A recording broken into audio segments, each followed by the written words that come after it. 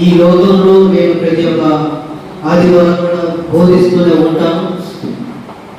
సమాజంలో ప్రతి ఒక్క మానవుడు కూడా జీవితం కొరకు, తన జీవితం కొరకు, ఆస్తి పాస్తుల కొరకు, వారి యొక్క పిల్లల కొరకు, కుటుంబాల కొరకు, పంట పొలాల కొరకు తాపత్రయపడుతుంటారు. దేవుడు ఏమంటున్నాడంటే, ఈ జీవితంలో ఏది మనకి ఇచ్చినా కూడా, ఏది మనం సంపాదించుకున్నా కూడా, ఏది కూడా మనకు శాశ్వతం కాదు. అంతే కదా? శాశ్వతం ఏది కూడా కాదు. మనం సంపాదించుకోవాల్సింది ప్రభువైన యేసుక్రీస్తు వారి యొక్క రాజ్యం మాత్రమే. ఆ రాజ్యం మనకు లేకపోతే, ఆ యొక్క పరలోకంలో మనకు స్థానం లేకపోతే, దేవుడు కుడిపార్శ్వంలో మనకు స్థానం లేకపోతే, మనం ఈ లోకంలో ఏది సంపాదించినా, ఏది మనం తెచ్చిపెట్టుకున్నా, మనం కావాలన్నది మనకు దొరికినా, మనం ఆశించిన మనకి త్వరగా దొరికినా కూడా అవి ఈ లోకంలో ఉన్నంత వరకే ఉపయోగపడతాయి. పరలోక రాజ్యానికి ధనం మీతో పాటున్నా, నీ ఆస్తి మీతో పాటున్నా, ఏది మీతో పాటున్నా, దేవుడు మనకేమి ఇచ్చాడు? ఆదికాండం 1వ అధ్యాయంలో ఒక మాట ఉంది. ఏ మనలో నాశకరణంలో ఏమి ఊదాడు? జీవ ఆయువును ఊదాడు. ఆ జీవ ఆయువు మాత్రమే దేవుని దగ్గరికి వెళ్తుంది. మన కుడి పార్శ్వంలో కూర్చుంటామని, ఎడమ పార్శ్వంలో కూర్చుంటామని, పరలోక రాజ్యంలో స్థానం ఉందని మన దేహాన్ని దగ్గర కూర్చో, మన ఆత్మలే అక్కడికి వెళ్తాయి. హల్లెలూయా. మన ఆత్మలు మాత్రమే అక్కడికి వెళ్తాయి. కానీ ఈ నేటి సమాజంలో ఎన్నో రంగాలలో పాల్పొందుతూ ఉంటారు. వారి జీవితాలలో ఎన్నో ఆశలు కలిగి ఉంటారు. ఆశలకు అర్థమే ఉండవు, కోరికలు అర్థమే ఉండవు. ఒకటి కాగానే, ఒకటి రాగానే, ఒకటి లభించగానే ఇంకొకటి అనేది ఆశ పట్టుకొస్తూనే ఉంటుంది. అటువంటి జీవితాల గురించి దేవుడు మాట్లాడుతున్నాడు. ఏమంటే, ఇక్కడ విస్తరించిన గురించి దేవుడు మనకు ఈరోజు మాట్లాడుతున్నాడు. ఏమనంటే, ద్వితీయోపదేశకాండము 1వ అధ్యాయము, ద్వితీయోపదేశకాండము 1వ అధ్యాయము 10వ వచనం. ద్వితీయోపదేశకాండము 1వ అధ్యాయము 10వ వచనం. నీ దేవుడైన యెహోవా నిన్ను విస్తరింపజేసిన కనుక నేడు మీరు ఆకాశ నక్షత్రము వలె విస్తరించి ఉన్నారు. 11వ వచనం. మీ పితరుల దేవుడైన యెహోవా మీ జనసంఖ్యను 1000 రెట్లు ఎక్కువ చేసి తాను మీతో చెప్పినట్లు మిమ్మల్ని ఆశీర్వదించుగాక. హల్లెలూయా. ఇక్కడ ఏమంటున్నాడు? మీ దేవుడైన యెహోవా మీకు విస్తరింపజేసిన కనుక నేడు మీరు ఆకాశ నక్షత్రంలో విస్తరించి ఉన్నారు. ఎవరు చేశారు ఇక్కడ? మనల్ని కలుగజేసింది ఎవరు అని అంటే, ప్రభువైన యేసుక్రీస్తు వారు మనల్ని కలుగజేసినటువంటి ఆ సర్వశక్తి గల దేవుడే. ఆకాశ నక్షత్రం వలె అబ్రహాము విషయంలో మనం చూసుకున్నట్లయితే, లోతు అబ్రహాం విషయంలో చూసుకున్నట్లయితే, పాలు తేనెలు ప్రవహించినటువంటి స్థలాన్ని, ప్రదేశాన్ని, ప్రాంతాన్ని ఎంచుకున్నాడు లోతు. కానీ అబ్రహాం ఏ ప్రాంతాన్ని ఎంచుకున్నాడు? చెప్పాలి. అబ్రహాం ఏ ప్రాంతాన్ని ఎంచుకున్నాడు? ఎడారి ప్రాంతాన్ని. ఎడారిలో నీళ్ళు ఉండవు, మొక్కలు ఉండవు, ఏమీ ఉండవు, అంత ఎండ అక్కడ. కానీ ఎడారి ప్రాంతాన్ని ఎంచుకున్నటువంటి అబ్రహాం విషయంలో గొప్ప ఆశ్చర్య కార్యాలు జరిగించాడు. లోతు విషయంలో లోతు ఉన్నటువంటి ప్రదేశాలు ఏమైపోయాయి? అగ్ని గంధకాలలో కాల్చివేయబడ్డాయి. హల్లెలూయా. మన జీవితంలో కూడా మనం ముందున్నటువంటి జీవితాన్ని ఆలోచించకూడదు. ప్రస్తుతానికి దేవుడు మనకి ఏది ఇచ్చాడో దానిలోనే మనం సంతోషపడాలి. ఏది మనకి ఇచ్చాడో అందులో బట్టి మనం దేవుని మైపరచాలి. పక్కింటి వాళ్ళకి ఏదైనా ఫ్రిడ్జ్ వచ్చినా, లేకపోతే కూలర్ వచ్చినా, బీరువా వచ్చినా, వాళ్ళకి ఇవన్నీ కూడా వాళ్ళు సంపాదించుకుంటున్నారు. నా కుటుంబానికి ఎందుకుండదు? నేను దేవుడిని నమ్ముకుంటున్నాను కదా, నేను దేవుడికి ప్రార్థన చేస్తున్నాను కదా, నేను దేవుడికి మొరపెడుతున్నాను కదా, నేను దేవుడికి దశభాగాలు ఇస్తున్నాను కదా అని నువ్వు బాధపడుతుండొచ్చు. కానీ దేవుడు ఏమంటున్నాడంటే, ఎవరికి ఏది ఇచ్చినా కూడా వాళ్ళకి ఇచ్చిన దాంట్లో తృప్తి పొందితే అందరితో సరిపోయింది. ఇక ఏదైనా మనం దేవుడికి మనం మొరపెట్టినప్పుడు ప్రతి ఒక్కదాన్ని దేవుడు ఇస్తాడు. అందుకే బైబిల్ గ్రంథంలో ఒక మాట ఏమనంటే, మీరు ఆశించిన ప్రతి ఒక్కటి కూడా నేను మీకు అనుగ్రహించలేను అని అని దేవుడు మాట్లాడాడు. అవునా కదా? కాబట్టి మనకి ఇచ్చిన దాంట్లో మనం తృప్తి పొందాలి. లోతు విషయంలో పాలు తేనెలు కాయబడే ప్రదేశాన్ని ఎంచుకున్నాడు. అది నిరంతరం అతనితో పాటలేదు. అతను జీవిత కాలం అంతా కూడా అతనితో పాటలేదు. ఆ ప్రాంతం అంతా కూడా దేనితో నిండి ఉంది? పాపంతో నిండి ఉంది. హల్లెలూయా. ఆ పాపమైనటువంటి కళ్ళకి మన కళ్ళకు కనపడినంతా కూడా పాపం మాత్రమే. కాబట్టి అబ్రహాము ఏ విధంగా అయితే తను ఎంచుకున్న ప్రాంతాన్ని దేవుడు మార్చాడో మన జీవితాలు కూడా, మన కుటుంబాలు కూడా మారుస్తాడు. మనం బాధపడాల్సిన అవసరం లేదు. నా పంటలు బాగా పడడం లేదు, నాకు ఆదాయం రావడం లేదు, లేదంటే నా పిల్లలకు పెళ్లి కావడం లేదు, నా కుటుంబంలో నాకు తినడానికి తిండి లేదు, నా కుటుంబంలో అన్ని సమస్యలే, అన్ని కష్టాలే నష్టాలే అని బాధపడాల్సిన అవసరం లేదు. దేవుడిని నమ్ముకుంటే మీకు ఒక విషయం తెలియజేస్తాను. సాధారణ చేతులకి ఏంటంటే ఏ సమస్య కూడా రాదు. అవునా? ఏ సమస్య కూడా రాదు సాధారణకి ఏంటంటే. ఎందుకు? సాధారణ ముందు బిడ్డలుగా ఉన్న మనల్ని సాధారణ హింసించదు కదా. మనం ఎప్పుడైతే సాధారణకు వ్యతిరేకంగా, అతనికి వ్యతిరేకంగా ఎప్పుడైతే బ్రతుకుతామో, దేవుడికి ఇష్టుడిగా ఇష్టనాలుగా మనం ఎప్పుడైతే ఉంటామో, దేవుడు అప్పటి నుండి సాధారణ మనల్ని హింసించడం జరుగుతుంది. అదేవిధంగా దేవుడు కూడా మనకు పరీక్షలు అనేవి కడుతూనే ఉంటాడు. హల్లెలూయా. ఆ పరీక్ష నెగ్గాలి మనం అందరం కూడా. హల్లెలూయా. ఆ పరీక్ష నెగ్గినప్పుడే యోగు విషయంలో ఏ విధంగా అయితే అతను విస్తరింప చేయబడ్డాడో ఆ విధంగా ఉంటాడు. యోగు కృంగిపోలేదు. తన స్నేహితులు తనను విడిచిపెట్టిపోయాడు. తన భార్య దూరంగా కర్రతో పల్లెని ప్లేట్ని అన్నం పెట్టి దూరంగా కర్రతో విసిరేసింది. స్నేహితులు విడిచిపెట్టిపోయారు, బంధువులు విడిచిపెట్టిపోయారు, భార్య విడిచిపెట్టిపోయింది.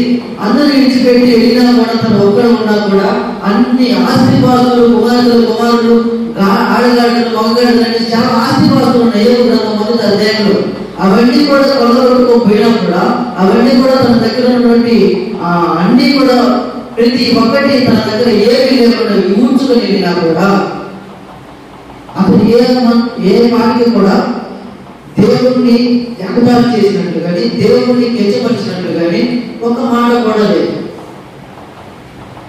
యోగు జీవితం చాలా క్రైస్తవులకు అవసరమైనటువంటి ఒక జీవిత చరిత్ర యోగుది. ఆస్తి అంతా పోయింది, సంపద అంతా పోయింది. ఆస్తుల బాధలు ఉన్నప్పుడు తన రక్త సంబంధికులు తన దగ్గరికి వచ్చి పొగుడుతూ ఉంటే వారి పొగడ్తలకి తట్టుకోలేక ఎన్నో ఆస్తి బాధలు పంచించాడు యోగు.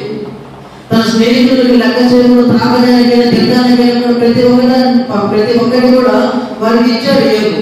తన భార్యను కూడా భార్యకు ఎటువంటి లోటు లేకుండా బంగారం కానీ ఏది కానీ వస్త్రాలు కానీ ప్రతి ఒక్కటి కూడా తన భార్యని ఇచ్చాడు. తన పిల్లలకు పెట్టుకున్నారు. ధనం ఉన్నప్పుడు వారు ధనం లేనప్పుడు ఉన్నారా? లేదు కదా. ఎవరున్నారు యోగు జీవితానికి? యేసుక్రీస్తు వారు ఎదుర్కొన్నారు అంటే యేసుక్రీస్తు తన స్వరంతో ఇచ్చుకున్నాడు యోగుని. కాబట్టి యోగుతో పాటు దేవుడు తోడుగా ఉన్నాడు. యోగు జీవితాన్ని మళ్ళా మార్చాడు. అనేకమైనటువంటి ఆస్తి సంపదను అతనికి ఇచ్చాడు. యోగు అంతా వెళ్ళిపోయినా కూడా తనకి ఆ కుష్ఠరోగం పెట్టినా కూడా ఆశీర్వాదాలు అన్ని వెళ్ళినా కూడా దేవుడే ఇచ్చాడు, దేవుడే తీసుకున్నాడు. ఆయన నామానికి సమస్తము మహిమ కలుగునుగాక అని అన్నాడు. మరి మనం అంటున్నామా? ఒక సమస్య రాగానే దేవుడు గారికి కూడా చూడకుండా, దేవుడు కూడా మనం గొప్ప రెస్పెక్ట్ ఇవ్వకుండా దేవుడిని అర్థం చేసేటువంటి స్థాయికి మనం వెళ్ళాం. అందుకే మన జీవితంలో కూడా ఇలాగే ఉండిపోతుంటాయి. దేవుడికి ఎప్పుడైతే మనకి ఏదైతే ఇచ్చినప్పుడు దాని కూడా మనం సంతోషపడి, ఏదైతే ఇవ్వనప్పుడు దాని కూడా మనం బాధపడకుండా ఉంటామో అప్పుడు దేవుడు మనతో పాటు కూడా ఉంటాడు. ఆకాశ నక్షత్రంలోనే చేస్తాడు. ఇశ్రాయేలు సంతతి వారిని అందరినీ కూడా యాకోబుకు చాలా మంది సంతతి కలుగజేశాడు. యాకోబు మోసగాడే, కానీ యాకోబు దేవుడితో పెనవేసుకున్నటువంటి సేవకుడు. చాలా మంది దైవ సేవకులు యాకోబు మోసగాడంటారు, తన అన్నని మోసపరిచాడంటారు. మోసం చేశాడు నిజమే, కానీ ఆయన మోసం చేసినా కూడా దేవుడికి ఇష్టమైనటువంటి వ్యక్తిగా ఉన్నాడు యాకోబు. ఏసేవ కూడా ఉన్నాడు. ఇస్సాకు కూడా దేవుడికి ఇష్టమైనటువంటి వ్యక్తి, అబ్రహాము ఇష్టమైనటువంటి వ్యక్తి. వీరందరూ కూడా లోపల లేనటువంటి వారు ఎవరు లేరు. అబ్రహాము రెండో భార్య చేసుకుంటూ పెళ్లి చేసుకున్నాడు తన భార్య మాట విని. శారా కూడా ముందు నమ్మించి మోసం చేసినట్లు తన పనిగట్టను పెళ్లి చేసుకోమని చెప్పిన తర్వాత తన పనిగట్టను ఎల్లగొట్టి ఎవరు? శారా పనిగట్ట ఎవరు? ఎక్కడికి వెళ్ళింది? ఎడారి ప్రాంతానికి వెళ్ళి రాగడానికి నీరు లేనప్పుడు తన జీవితాన్ని దేవుడు చూశాడు. హల్లెలూయా. ఎడారి ప్రాంతంలో తన కుమారుడిని చక్కని పెట్టుకొని నడుచుకుంటూ వెళ్తూ ఉంటే దాహం వేసి ఆ ఎడారి ప్రాంతంలోనే తన కుమారుడిని అక్కడ వదిలిపెట్టి దూరంగా ఉండి ఏడుస్తుంది. దేవుడు తన మాట ఆలోచించాడు, మాట్లాడాడు. అందుకే చూస్తున్న దేవుడు అని పేరు పెట్టింది. హల్లెలూయా. దాహాన్ని ఇచ్చాడు, అన్ని ఇచ్చాడు. ఒంటరిగా ఉండలేదు. ఎవరి జీవితాన్ని కూడా దేవుడు ఒంటరిగా ఉంచడు. మన పిల్లలు మనకు అన్నం పెడతారని, మన భార్యలు మనకు అన్నం పెడతారని, భర్తలు అన్నం పెడతారని, బంధువులు అన్నం పెడతారని, లేదా బంధువులు మనం చూస్తారని, అవన్నీ కూడా భ్రమ మాత్రమే. మనతో పాటు ఉండే దేవుడు ఒకడు మాత్రమే. ఎందుకంటే ఆది నుండి దేవుడికి మనకు సంబంధం ఉంది. ఆది నుండి దేవుడికి మనకు సంబంధం ఉంది కాబట్టి ఆ సంబంధాన్ని దేవుడు తెగదించుకోకుండా మనతో పాటు ఏ సమస్య వచ్చినా దాన్ని నిర్మూలన చేస్తూనే ఉన్నాడు. అందులో బట్టి దేవుడు మాట్లాడుతున్నట్టు మనం చదువుకున్నాం. ఆకాశ నక్షత్రముల వల్లే మన జీవితాన్ని మారుస్తాడు. మనకి ఏది కావాలో దాన్ని ఉపయోగిస్తాడు. ఎలా ఉండాలి ఇలా చదువుకున్నాం. మనం ఎలా ఉంటే మన జీవితాలు ఆశీర్వదిస్తాడు అంటే బైబిల్ గ్రంథంలో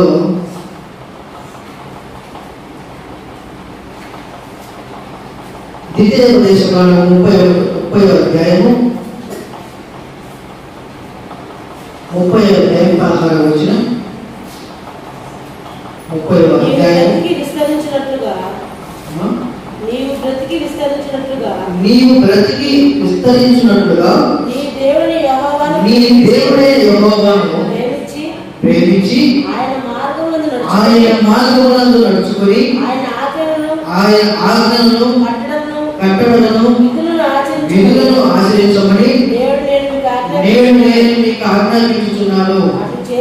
అట్లు చేసిన యెడల నీవు స్వాధీనపరచుకొనుటకు ప్రవేశించు దేశంలో నీ దేవుడే యెహోవా నిన్ను ఆశీర్వదించును. హల్లెలూయా.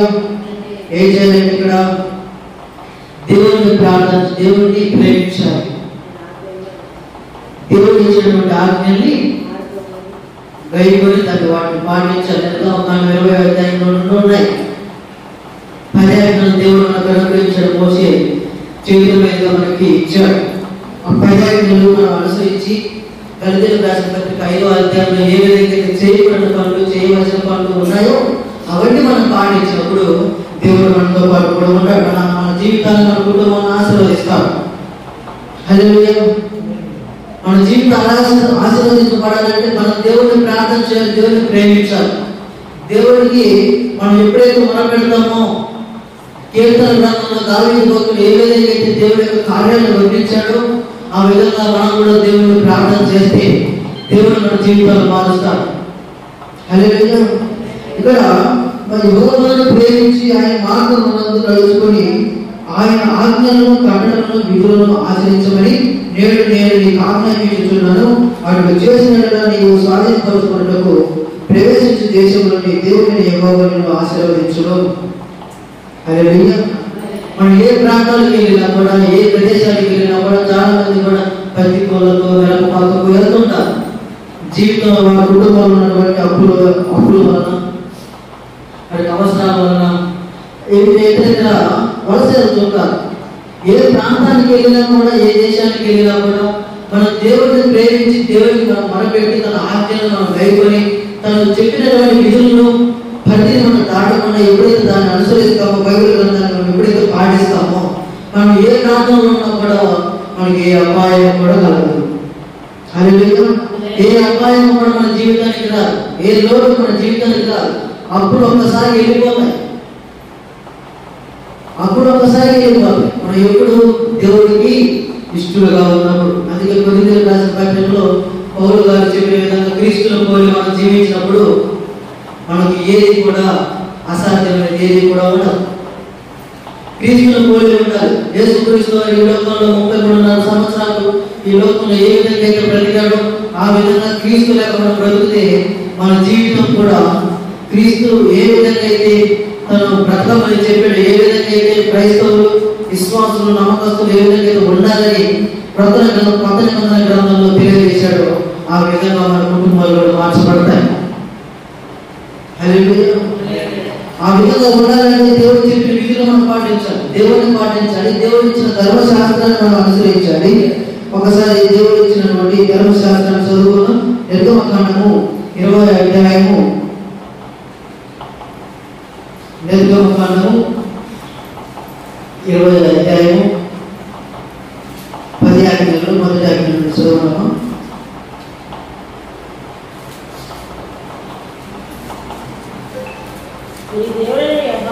నీ దేవుడైన యెహోవా నీకు అనుగ్రహించు దేశములో నీవు దీర్ఘాయుష్మంతులు అన్నట్లు నీ తండ్రిని సన్మానించుము, నరహత్య చేయకూడదు, వ్యభిచరించకూడదు, దొంగిలకూడదు, నీ పొరుగువాని మీద అబద్ధ సాక్ష్యం పలకకూడదు, నీ పొరుగువాని ఇల్లు ఆశించకూడదు, నీ పొరుగువాని భార్యనైనను అతని దాసునైనను అతని దాసినైనను అతని ఎద్దునైనను అతని గాడిదనైనను నీ పొరుగువాని దేనినైనను ఆశింపకూడదని చెప్పాను. హల్లెలూయా, హల్లెలూయా. 10వ దీర్ఘాయుష్మంతులు ఉన్నట్లు నీ తల్లిని సన్మానింపము, నరహత్య చేయకూడదు. నరహత్యను మనము నరికి చంపడం మాత్రమే కాదు, మన మనసులలో ఎవరైతే మనం కొట్టడం పొంది మన మనసులలో కలహం పెంచుకొని వాడి జీవితాన్ని నాశనం కావాలి, వాడి బ్రతుకంతా నాశనం కావాలి, వాడు నాకన్నా ఎదుగుతున్నాడు, నా పంట కన్నా వాడి పంట కాదు పచ్చగా ఉంది, లేదంటే నా పొలంలో పడిన ఫలం కన్నా వాడి ఫలం ఎక్కువగా ఉంది, వాడికి బోర్లు నీళ్ళు ఎక్కువ వస్తున్నాయి తక్కువ వస్తున్నాడు, వాడు ఇల్లు కట్టుకుంటున్నాడు, వాడు అవి తెచ్చుకుంటున్నాడు ఈ తెచ్చుకుంటున్నాడు అని మన హృదయాన్ని ఎప్పుడైతే కలహం కొడుతుందో అది నరహత్యతో సమానం. నరహత్య చేయకూడదని దేవుడు స్వయంగా నా చేతులతో రాసినటువంటి ఒక వాక్య భాగం దేవుడు మనకు అనుగ్రహించాడు. నరహత్య చేయకూడదు. మనం చాలా మంది దేవజనులు నరహత్య అంటే చంపడం అని మాట్లాడుతుంటారు, కానీ నరహత్య అంటే రెఫరెన్స్ చూసుకుంటే చంపడం కాదు. నరహత్య అంటే చంపడంతో పాటు మన హృదయంలో మనం అనుకున్నా కూడా అది పాపం చేసినట్లే లెక్క. హల్లెలూయా. వ్యభిచరించకూడదు. మన మనసులోకి చెడు ఆలోచనలు రాకూడదు, మన జీవితంలో చెడు ఆలోచనలు రాకూడదు. మనం దీర్ఘాయుష్మంతులుగా ఉండాలంటే దేవుడు ఇచ్చినటువంటి ఆజ్ఞలు విధులు మనం విదేశ దేశంలో మనం ఎప్పుడైతే చదువుకున్నాం వాటిని పాటించాలి. వాటిని ఎప్పుడైతే పాటిస్తామో దేవుడు మన యొక్క జీవితాలను మారుస్తుంటారు. చాలా మంది కూడా ఏదేదో దేవుడు లేడు, దేవుడు అంటే ఎక్కడ ఉన్నాడు, దేవుడే ఉంటే మనకి ఇవన్నీ ఎందుకు జరగవు, దేవుడే ఉంటే మనకి సమస్యలు ఎలా వస్తున్నాయి, దేవుడు అసలు లేడని నాస్తికులు ఉంటారు. నాస్తికులు అనేవారు మాట్లాడుతూ ఉంటారు. నాస్తికులతో చాలా సార్లు కూడా నేను మాట్లాడేటప్పుడు దేవుడు లేడని ఒక వ్యక్తి నాతో మాట్లాడాడు. ఏమని? దేవుడు మనుషులు కలుగు చేయలేదు, దేవుడు మనుషులు కోతులను పెట్టారు అని చెప్పాడు. మనుషులు కోతులను పెట్టారు అని ఎలా చెప్తున్నావు అని నేను అడిగినప్పుడు, మనుషులు కోతికి ఏదైతే లక్షణాలు ఉన్నాయో ఆ లక్షణాలు మనుషులకు కూడా ఉన్నాయి. మనిషికి ఉన్నటువంటి కోరికలు కోతులకు ఉన్నాయి, కోతులకు ఉన్నటువంటి కోరికలు మనుషులకు ఉన్నాయి అని మాట్లాడాడు. నేనేమన్నానంటే, కోతులకు ఉన్నటువంటి లక్షణాలు అవన్నీ కూడా నువ్వు ఉన్నాయి మనుషులకు ఉన్నాయని చెప్తున్నావు, కానీ దేవుడు మనిషిని చేశాడు అని నేను బైబిల్ గ్రంథం తరఫున నిరూపించాను అని అన్నప్పుడు సింపుల్గా నిరూపించాను. ఆది కాలంలో దేవుడు మనం దేనితో తయారు చేశాడు? దేనితో తయారు చేశాడు? మట్టితో తయారు చేశాడు. ఆ మట్టితో తయారు చేసినటువంటి దేవుడు ఇతర చాలా గ్రంథాలు నేను చూసినప్పుడు చైనాలో శాస్త్రవేత్త, ఒక గొప్ప శాస్త్రవేత్త దేవుడు పుట్టినప్పుడు యేసుక్రీస్తు వారి చరిత్ర గురించి ఆ చైనాకు సంబంధించినటువంటి శాస్త్రవేత్త తన గ్రంథంలో రాశాడు. ఏమని?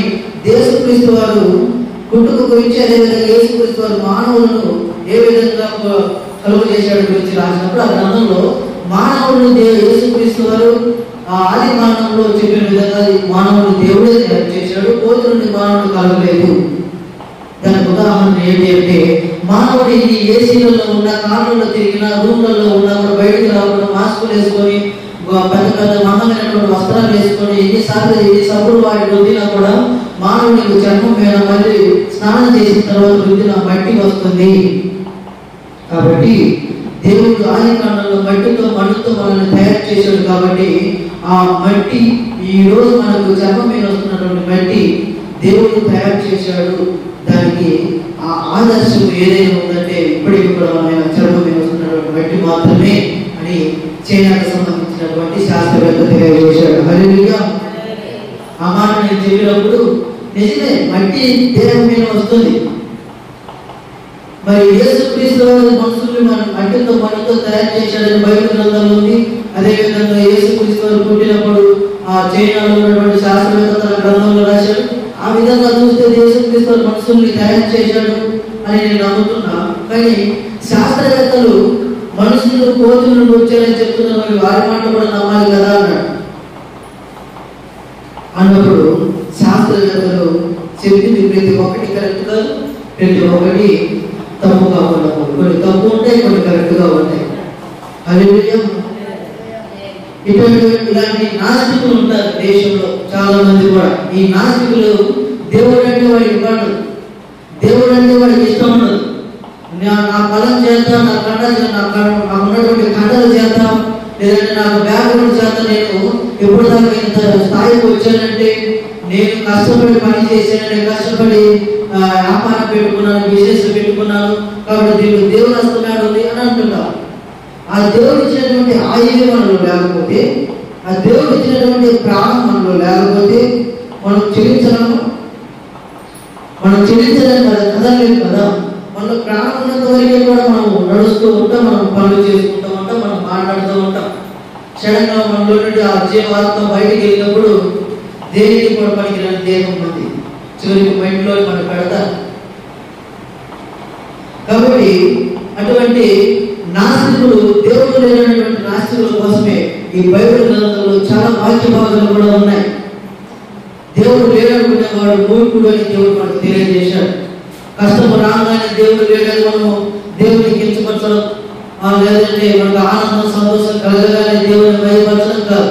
మన కష్టం వచ్చినా నష్టం వచ్చినా ఏ అపాయం వచ్చినా కూడా మనం దేవుడిని భయపరిస్తే దేవుడు మనల్ని చూసి మన జీవిత ఆదర్శంగా మన జీవిత ఆదర్శంగా చేసుకొని, ఈ కుమారుడు ఈ కుమార్తె నన్ను ఏ విధంగా కూడా కించపరచడం లేదు, నేను అనుగ్రహించినప్పుడు నన్ను ఆరాధిస్తున్నాడు, నేను వాడిని బాధ పెట్టినప్పుడు వాళ్ళని ఆరాధిస్తున్నాడు. కాబట్టి మన కుటుంబంలో ఏ లోటు లేకుండా వారి జీవితాన్ని మార్చాలని దేవుడు మనతో ఉంటూనే ఉంటాడు, మనకు తోడుగా ఉంటాడు. వేదరాలు స్త్రీ తన దగ్గర ఉన్నటువంటి అన్ని నాణ్యాలు మొత్తం కూడా ఆ దేవాలయంలో వేసింది. తన దగ్గర ఏది కూడా లేదు, ఉన్నంతా కూడా పెట్టింది. కానీ ఆ వేదరాలైనటువంటి స్త్రీని దేవుడు వదిలిపెట్టాడా? వదిలిపెట్టాడు. తన సేవకులకి ఆహారం ఏరియాకు ఆహారం పెట్టినటువంటి ఆ స్త్రీ విషయంలో చూసుకున్నప్పుడు కూడా ఆ చివరిగా అప్పం చేసుకోవడానికి కొంత పిండి, ఆ నూనె, ఆ చివరిగా తిని తిని చనిపోదామనుకున్నటువంటి తన జీవితంలో ఆ సేవకుడు ఆ కుటుంబాన్ని దర్శించి నాకు ఆకలి వేస్తుంది, నాకు అప్పం పెట్టమని చెప్పినప్పుడు వారి సేవకుడు మేము ఈ అప్పం చేసుకొని తిని నేను నా కుమారుడు ఇద్దరు చనిపోదాం అనుకుంటున్నాం, ఈ దేశం అంతా కూడా కరువు వచ్చింది, మా దగ్గర ఏమీ కూడా లేదు, ఇదే మా చివరి రోజు మేము తిని చనిపోతాం అన్నప్పుడు నాకు బాగా ఆకలి వేస్తున్నామా నాకు పెట్టమన్నప్పుడు వారు ఆలోచించకుండా ఆ సేవకుడికి ఆ అప్పం పెట్టారు.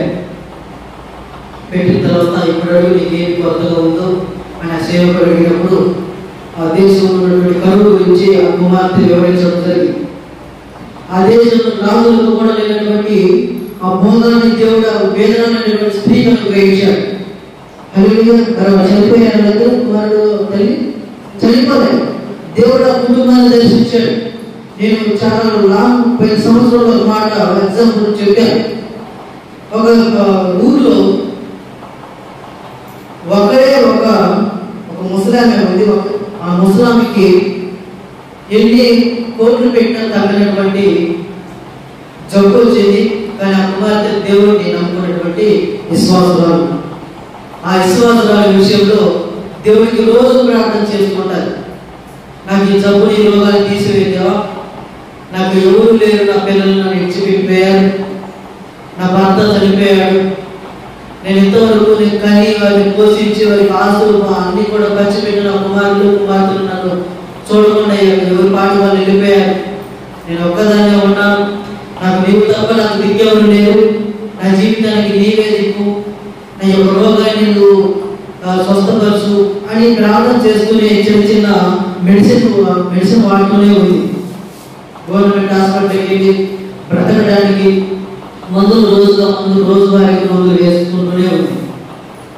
ఆ ప్రార్థన చేస్తున్నటువంటి స్త్రీ గొప్ప ప్రార్థన పరుడు. ఆ స్త్రీ ప్రార్థన చేసి ఎక్కడో ఏదో అమెరికా దేశంలో ఉన్నటువంటి ఒక పెద్ద పేరు కాల్చినటువంటి డాక్టర్ అతనికి దర్శనం వచ్చింది.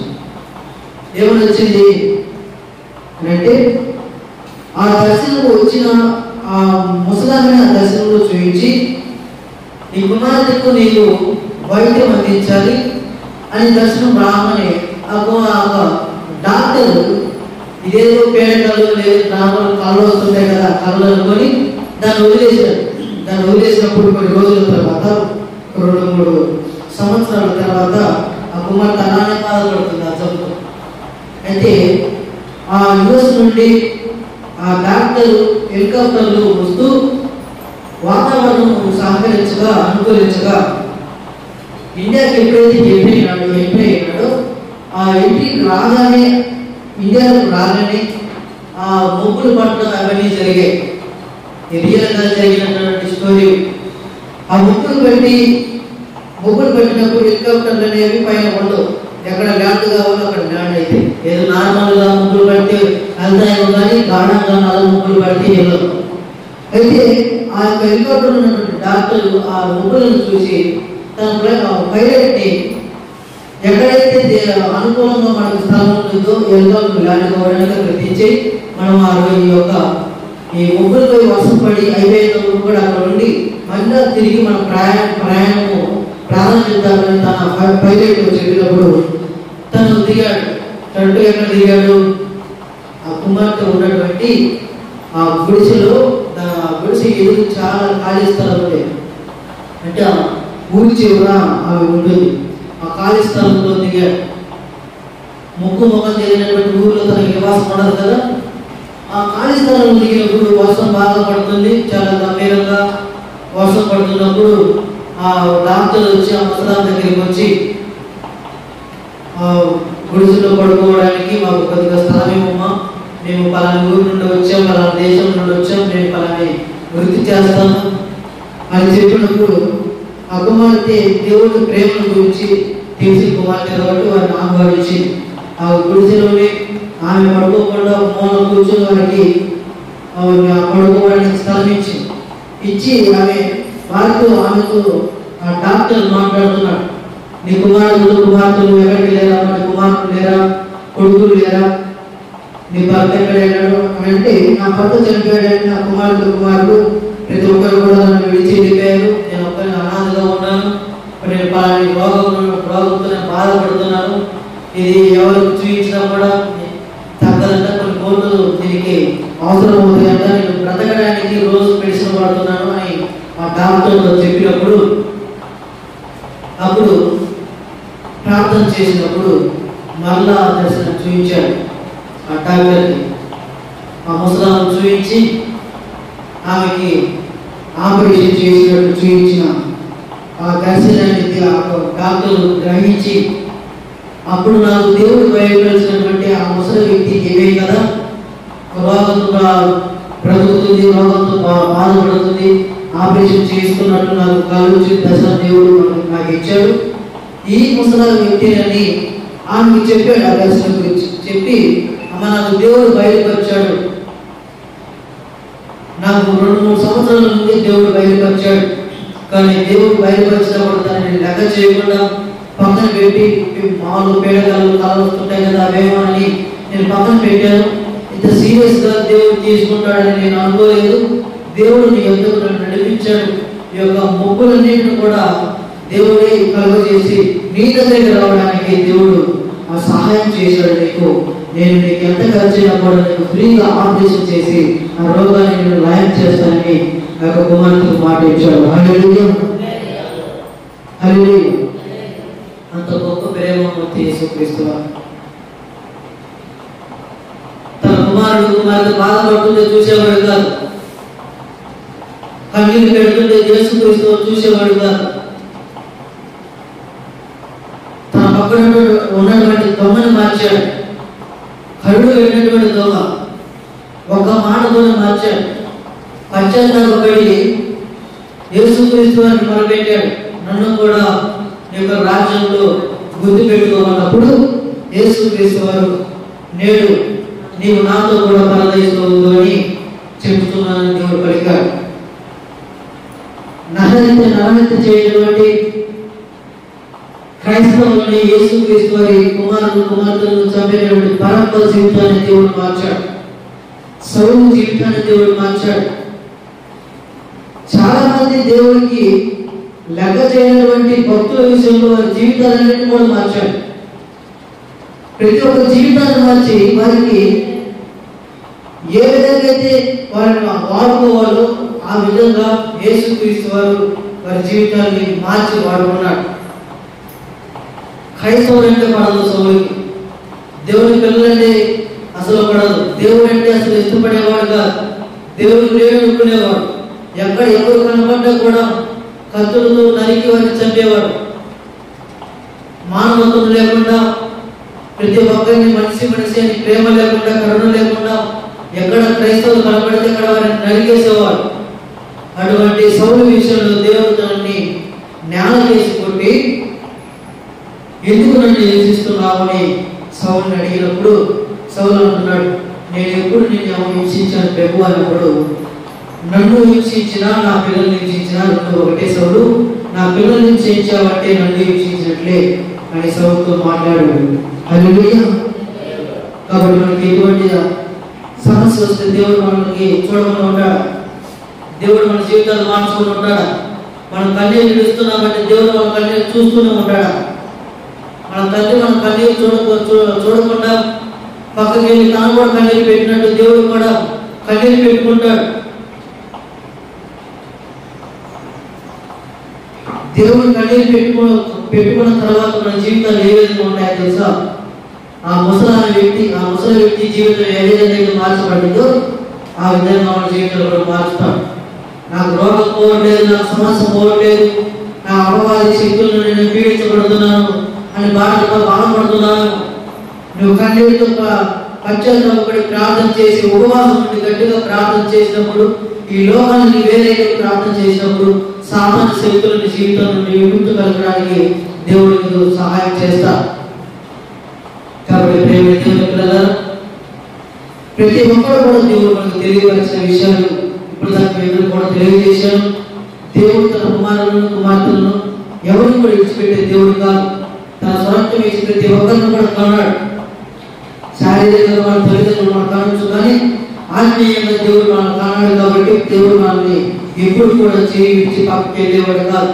యేసుక్రీస్తు వారు ప్రతి ఒక్కరిని కూడా నిత్యం చూస్తూనే ఉంటాడు, ఏ సమస్య వచ్చినా చూస్తూనే ఉంటాడు. కానీ మనం ఏం చేయాలి అని అంటే, దేవుడిని మనం కన్నీరు పెట్టేవారిగా మనం ఉండకూడదు. ఇశ్రాయేలు విషయంలో దేవుడు కన్నీరు విడిచాడు. యెరూషలేం పట్టణాన్ని చూసి దేవుడు కన్నీరు విడిచాడు. సొదొమ గొమొర్రా పట్టణాన్ని చూసి దేవుడు బాధపడ్డాడు.